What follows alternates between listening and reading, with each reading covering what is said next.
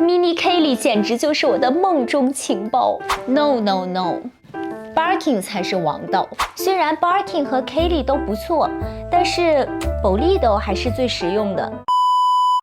Hello， 大家好，我是小马。爱马仕玩家应该都知道，不同地区的人气包款差异还是很大的。比如有些包呢，可能在日本配了1比1.5的货都报不出，但是去了欧洲不用配货就可以拿到。所以小马今天就来跟大家分享一下我入坑爱马仕这些年来总结出来的不同国家最有人气的爱马仕。当然，因为我是生活在日本嘛，所以主要还是围绕我比较熟悉的日本、中国和欧美这些地区，从不同的包款、尺寸、颜色，然后还有保值度这4个角度来给大家聊一聊。那么话不多说，我们就开始吧。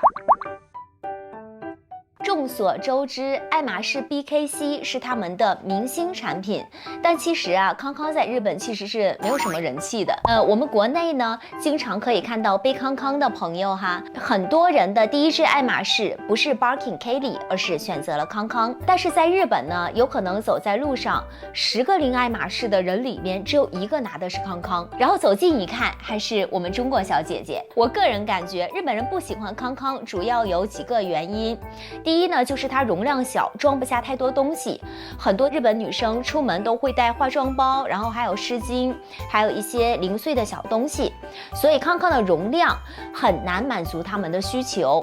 那第二呢，可能是因为它的扣子，就是这个扣子是一个大的 logo 嘛，太有辨识度了。相比较之下呢，那没有 logo 还特别能装的，像花园包、菜篮子，然后还有像 Bolide 这些包款，在日本呢会更受欢迎，而且它们的价格也比康康更便宜。自用的话呢，性价比更高一些。在中国 Birkin 和 Kelly 的人气可以说是不相上下的。有些人比较喜欢 Birkin 的气场强大，也有些人更喜欢 Kelly 的优雅随性，因为 Kelly 它本身是这个有肩带的嘛，所以在很多宝宝心里，它都是超越 Birkin 的存在的。那像 Mini Kelly 呢，这个小包更是很多小仙女心目中的白月光。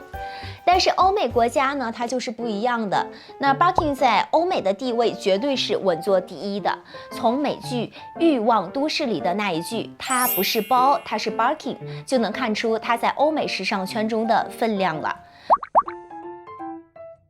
那说说人气尺寸，可能是因为身高体型的差异吧，亚洲人是比较娇小的，所以会更喜欢小尺寸的包。特别是国内的朋友，现在出门很方便，只要带一个手机，所以像 mini 1代呀，还有2代呀，还有再大一点的，比如说像 Kelly 25厘米呀，在我们国内都是非常难买的。日本这边呢 Bolide 也是一样，比起35和45这样的大尺寸，大家会更加偏爱小巧一点的，像27厘米。Birkin 的话呢，就更不用说了，最小的是25厘米，被称为黄金尺寸。不管是什么颜色，往往都是一包难求的状态。